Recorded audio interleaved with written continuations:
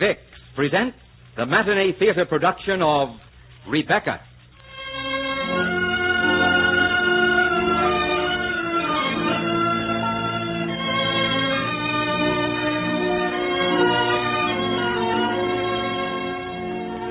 Vicks, the makers of Vicks Vapor Rub, Vicks Batronol, Vicks Cough Drops, and Vicks Inhaler, brings you the Matinee Theater.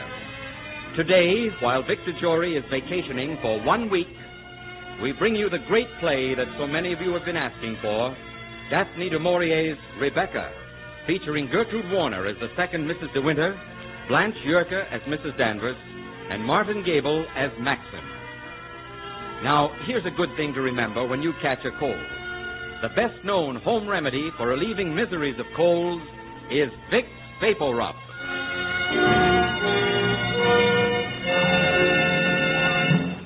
And now, Rebecca.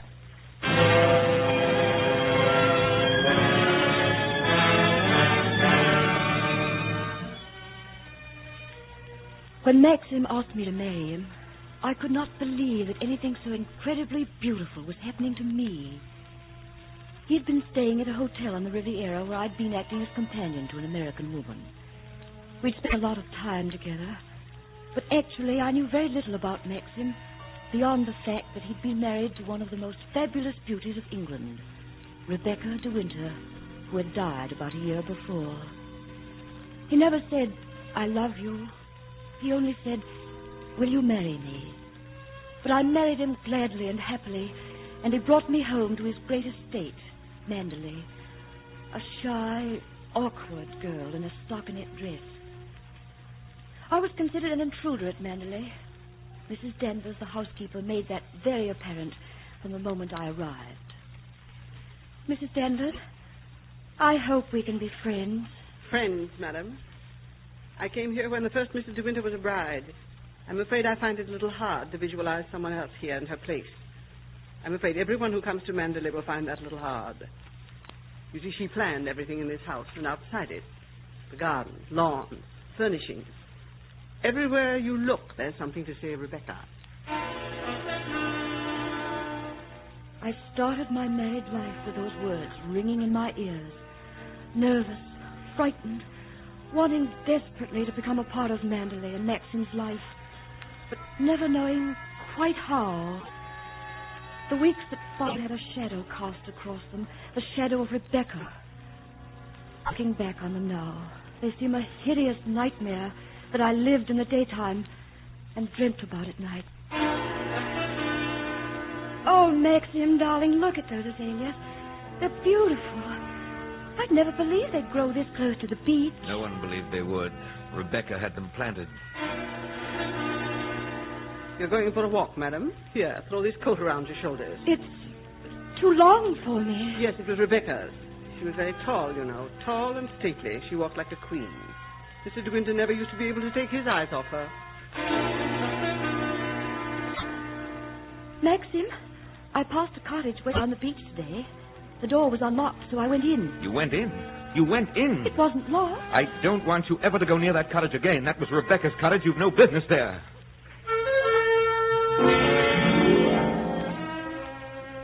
It's beautiful here in the morning room, isn't it? Mrs. de Winter picked out every ornament for it herself. I remember she brought back that Cupid on the mantel from Paris as a present for Mr. de Winter. I remember the card. It just said, "To Maxim, for now and forever, from Rebecca." Planned every room. Rebecca's flowers. Rebecca's decorating. Rebecca's dog. Rebecca's husband. Rebecca's husband. Rebecca's husband.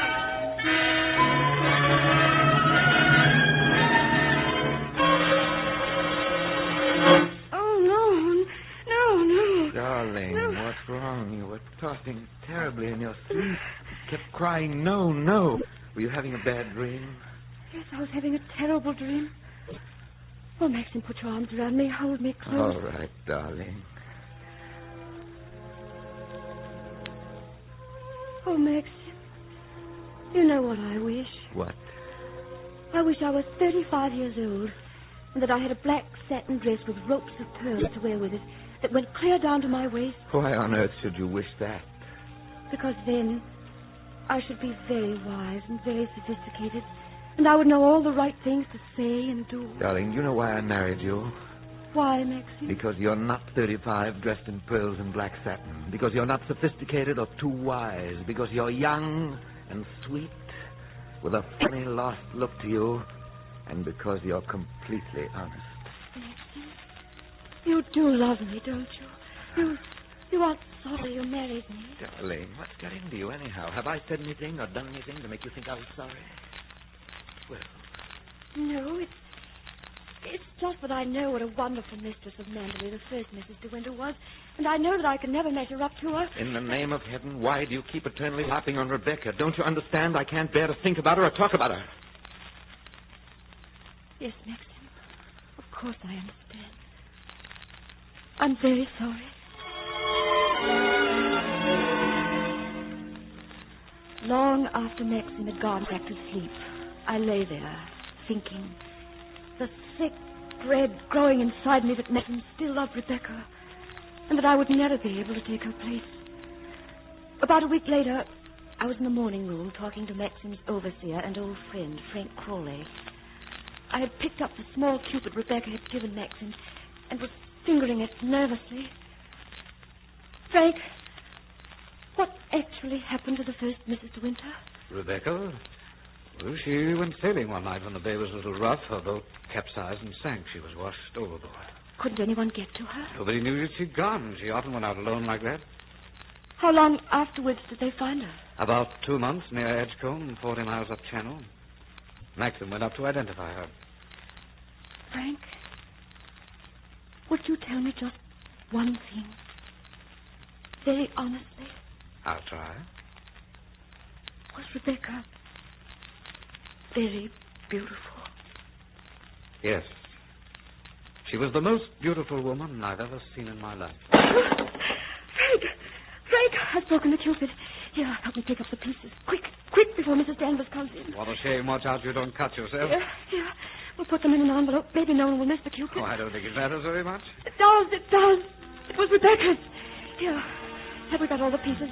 I'll put the envelope in back of these books. Oh, I hope no one misses it. Mrs. de Winter, this is your house. It doesn't matter if you break something. Oh, no, Frank. This is Rebecca's house. It matters very much. You'll see. It matters very much.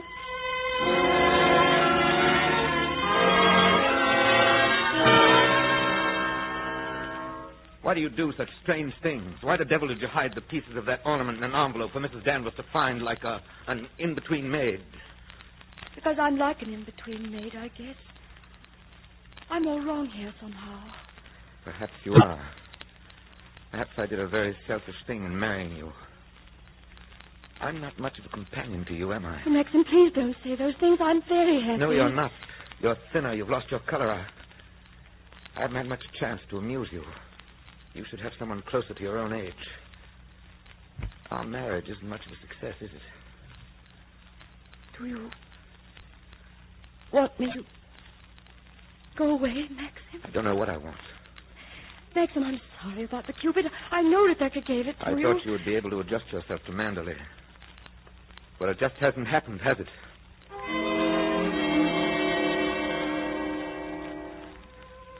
I walked from the room, fighting back the tears. I was sure then there was no hope, that it had always been Rebecca for Maxim, and that it always would be. That afternoon I went up to the west wing to her room. It was quite dark, because a low fog had rolled in from the sea. I stood close to the door, glancing all about that shadowy room, my heart pounding. It looked as though she had left it but an instant before. There were flowers on the dressing table and by the bed. A dressing gown lay on a chair and a pair of bedroom slippers beneath it. I began to feel a little faint, and then... I saw you come up. Oh. I've been ready to show this room to you every day. You had only to ask. It's a lovely room, isn't it? Yes, lovely. I keep the golden coverlet on the bed always. It was her favorite. I did everything for her, you know. No one can take care of me but you, Danny, she used to say. You'd never think that she had been gone now for so long, would you? You can feel her in every room in the house, can't you? Yes. Sometimes when I walk along the corridor, I fancy I hear her just behind me. That quick, light footstep, sometimes I think I hear the sweep of her dress coming down to dinner. Why do you hate me so? What have I ever done that you should hate me so? You tried to take her place. You thought you could make him happy. He is happy. Oh, he is happy. No, he isn't. If only to look at his eyes. He's looked like that ever since she died. She's the real Mrs. de Winter, not you. She's still mistress here. It's you that's the shadow and the ghost. It's you that's forgotten and not wanted and pushed aside. Why don't you leave Manderley to her? Why don't you go? He doesn't want you. He wants to be alone in the house with her. It's you that ought to be dead, not Rebecca. Let me show you how easy it would be. Come over to the window. Look down there. Why don't you jump? It wouldn't hurt. It's a quick, kind way. You're not happy. Mr. de Winter doesn't love you. There's not much for you to live for, is there? Why don't you jump now and have done with it? Then you won't be unhappy anymore. It is true. He doesn't want me. It's always been Rebecca. Rebecca! Rebecca! Go on. Don't be afraid. I wouldn't be unhappy anymore. I could forget Rebecca. I wouldn't have to think about Rebecca anymore. Rebecca! Rebecca! Rebecca! Rebecca!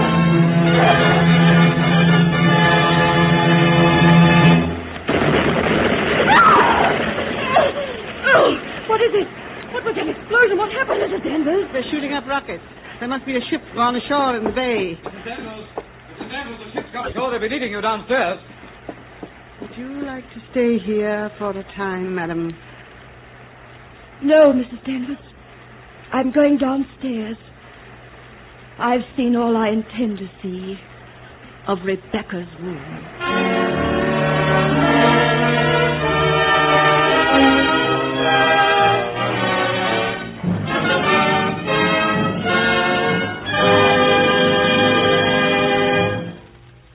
In just a moment, we will bring you the second act of Rebecca. Of all the winter day worries that a mother bears, one of the peskiest is the problem of children's colds. But fortunately, most mothers agree on one thing. The modern way they use to relieve distress of children's colds is to rub Vicks Vapor Rub on the throat, chest, and back. Now, for such an overwhelming preference, there must be a well-proved reason. And there is. You see, the moment you rub on Vapor Rub, its relief-giving action goes right to work to help relieve congestion and irritation in the upper breathing passages, the coughing spasms, sore throat, and that muscular soreness or tightness. And results are so wonderful because Vapor Rub penetrates into the cold, congested upper bronchial tubes with its special soothing medicinal vapors. And at the same time, it stimulates chest and back surfaces like a comforting, warming poultice. This penetrating, stimulating action of Vapor Rub keeps on working for hours to bring such grand relief. Now, mother, benefit by the personal experience of so many millions of modern mothers and see for yourself how Vapor Rub works. Remember, only Vapor Rub gives you this special penetrating, stimulating action. The best-known home remedy for relieving miseries of colds, Vicks Vapor Rub. And now, the second act of Rebecca.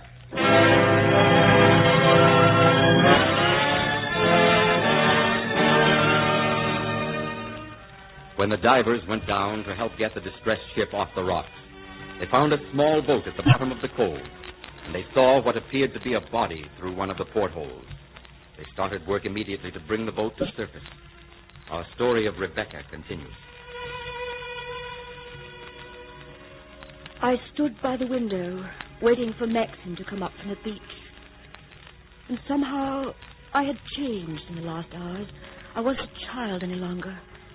And I wasn't afraid of Rebecca. It was as though she and I had at last met, face to face in that bedroom. She had done her best to destroy me, and failed. At long last, Maxim came wearily into the library. Hello, darling. Did you hear? They think they found Rebecca's boat. I know. But, darling, don't feel that you have to go through this alone. Let me share it with you. Oh, my dear. I must send you away from Manderley. There was only a slim chance for happiness for us in the beginning, but I took the chance and gambled on it.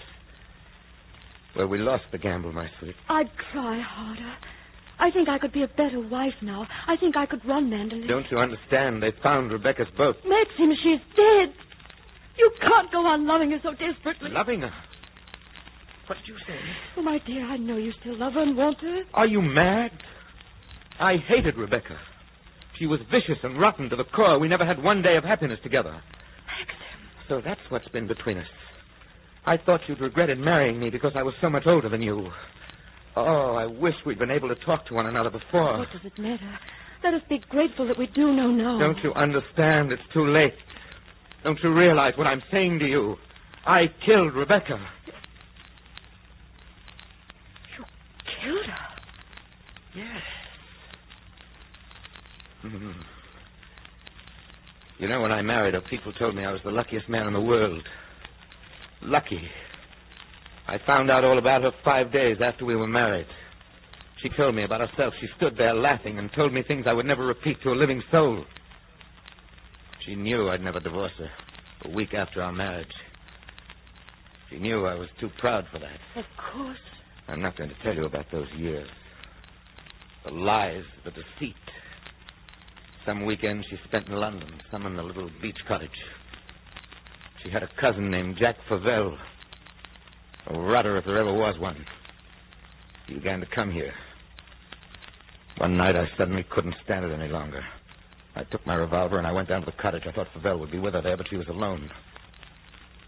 She looked strange. I told her the bargain was finished, that we had to get a divorce. She said that was impossible. She said, I'm going to have a baby, Max. And neither you nor anyone else in the world will ever be able to prove he isn't yours. He'll grow up here at Manderley bearing your name. And I'll be the perfect mother, as I've been the perfect wife. Then she started to laugh. When I shot her, she was laughing still. Oh, Maxim. I carried her out to the boat. It was very dark. There was no moon. I laid her body in the cabin. I got the boat underway. Then I took a spike and drove 3 holes into the planks in the bottom boards. I climbed into the dinghy and pulled away. Suddenly, the boat keeled over and went down. That was all. I've never been able to forget her smile or the way she looked at me before she died. She knew she would win in the end. Sometimes I even think she wanted me to kill her. Oh, my darling. What a terrible thing for you. What a heartbreaking thing. You see, that's why it's too late for you and me. No, it's not too late. Rebecca is dead. She can't speak. She can't harm you anymore. A body disintegrates in water. They won't find the bullet. They won't know she was shot. Nobody knows but you and I what happened that night. Rebecca will win. You'll see. Even now, Rebecca will win.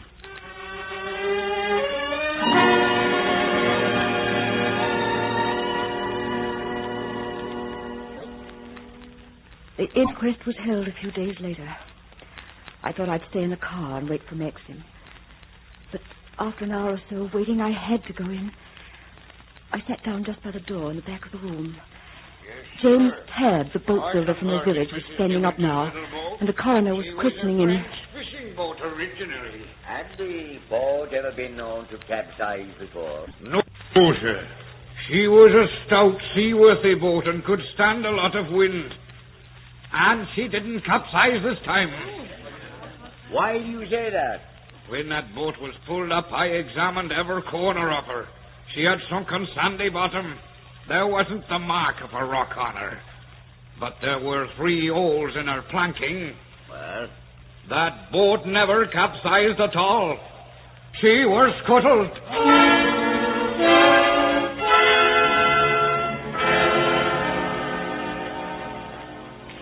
The heat came up from the floor in slow, flickering waves.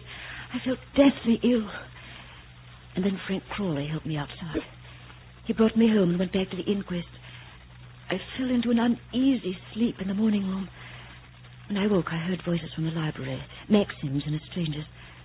I went slowly in. No, you're not welcome in this house, Pavel. I came to congratulate you on the result of the inquest. Will you leave this house or shall I throw you out? Oh, hello, dear. Maxim, the inquest. What happened? Well, I don't think I've had the pleasure of meeting the second Mrs. de Winter. This is Mr. Pavel, dear, Rebecca's cousin. How do you do? The verdict was suicide. Oh. Suicide. Rebecca no more committed suicide than I did. Let me read you both a note I received from Rebecca the day she died. Dear Jack, I tried to ring you at the London flat but could get no answer. I'm going to Manderley right away. I've something to tell you and I want to see you as soon as possible. I'll wait for you at the cottage on the beach. Rebecca. Does that sound to you like the note of someone who was contemplating suicide that night? Why didn't you give that note to the jury this afternoon? Oh, why, Max, I bear no malice towards you. In fact, I have a proposition for you. If I had a settlement of, say, £2,000 or £3,000 a year for life, I could jog along quite comfortably and I'd never trouble you again. I swear I wouldn't. Darling, please phone Colonel Julian. Ask him to come here at once. All right, Max. You wouldn't dare call in the police. I've got enough evidence in this note to hang. Call Colonel Julian, darling, and ask him to come at once.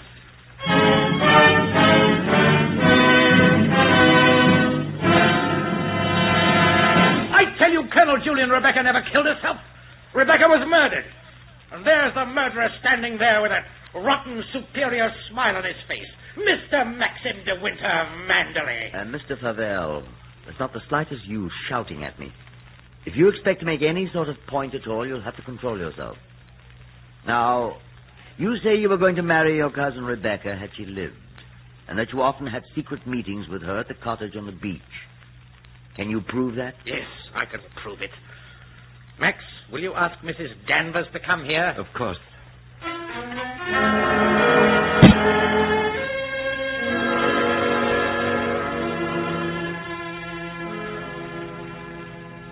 Mrs. Danvers, Colonel Julian would like to ask you some questions.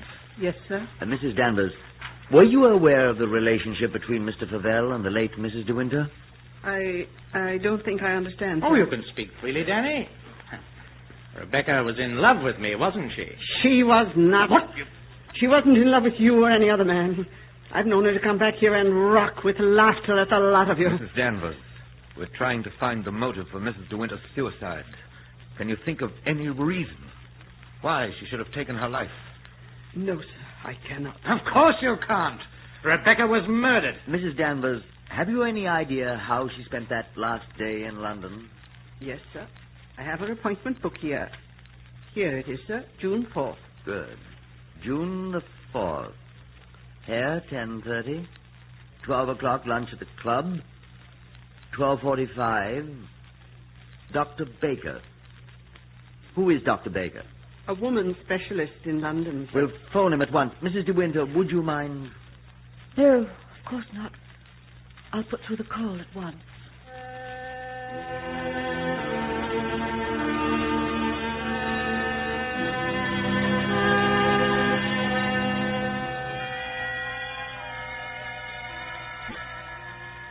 I went slowly across the library, my heart pounding, my hands like ice. Everything seemed to be coming to an end. Dr. Baker would tell them Rebecca was going to have a baby, and there would be no question of suicide. Yes, Rebecca would win, after all. There's your call, Colonel Julian. Thank you. Hello? Hello, Dr. Baker. Please forgive this very unorthodox call at such an hour. I'm Colonel Julian, Chief Constable for the County of Cornwall.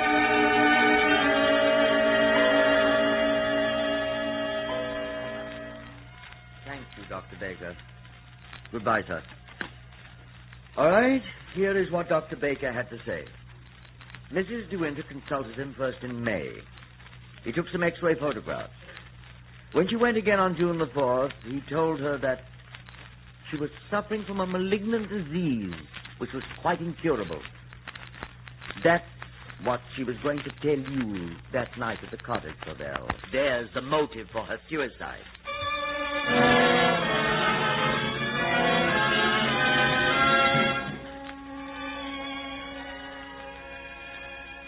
Mr. de Winter, madam, I wish to give notice. I would like to leave Manderley tonight. Just as you wish, Mrs. Danvers. There's nothing to keep me here any longer. There's nothing left of Rebecca. I used to think she still moved about these rooms. But now she seems completely gone. You are the mistress here now, Mrs. de Winter. Yes, Mrs. Danvers. I am the mistress here now.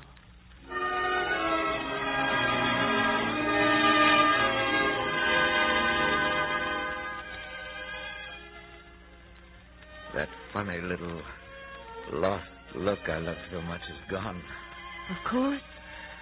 I'm not a child any longer. This is my home, and you're my husband. It's time I grew up and took care of you both. It's time there were children at Manderley, and laughter and contentment and peace. These things will happen now. Yes, these things will happen. We're home now, with the rest of our lives before us. I love you, Mrs. de Winter. Mr. de Winter, I love you forever.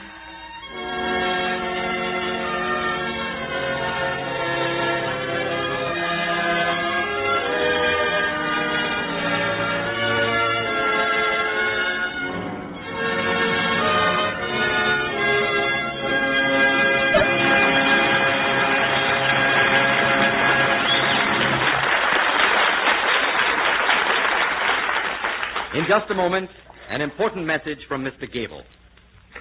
You know, my friends, the war has caused many shortages. In many cases, it has made the use of substitutes necessary. But this is not true of that famous family standby, Vicks Vapor Rub. There are no wartime substitutes in the Vapor Rub you buy. Although some of the countries that supplied us with aromatics and medications were taken by the enemy, we found new sources. As a result, there are no wartime substitutes in Vapor Rub. It is the same fine, effective Vapor Rub, the same high quality you enjoyed before the war, the best-known home remedy for relieving miseries of colds. Time-tested, home-proved Vicks Vapor Rub.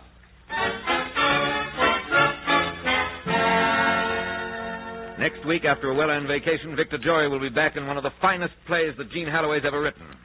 A love story of the South and of music that has become part of the heartbeat of America. Beautiful Dreamer, the romance of Stephen Collins Foster.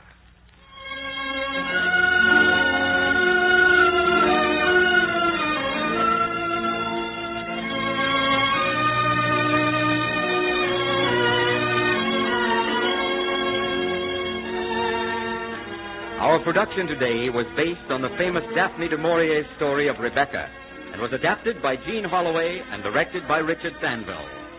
Daphne du Maurier's play, Rebecca, presented by Victor Payne Jennings, is one of the newest hits on Broadway, featuring Bramwell Fletcher, Florence Reed, and Diana Barrymore. Music for this series is under the direction of Mark Warno.